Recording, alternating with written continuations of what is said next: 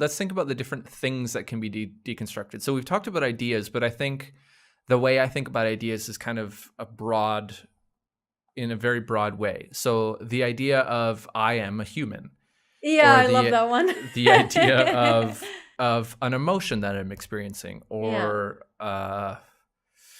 I am male, or I am straight, or I am like any of these different things, or I have arms and legs, or I am this body, I am this brain. Mm-hmm. And I mean, it's really fun to do that kind of questioning down to the center of reality, like, well, okay, what if I'm human? What makes up a human? What is a human?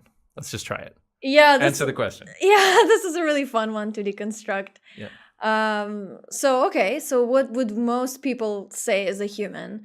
So it's, this type of, it looks like this. It's a body with arms and legs and a head and a brain. And maybe you would say, oh, it's because the genes are human rather than, say, monkey.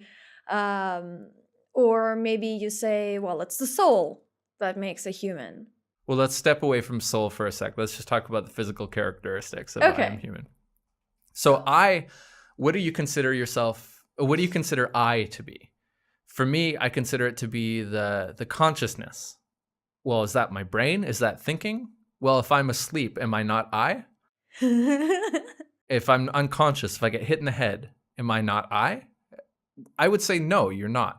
But you can still look at my body, my unconscious body, and say, well, that's a human. Mm-hmm. But I am not I if I'm unconscious.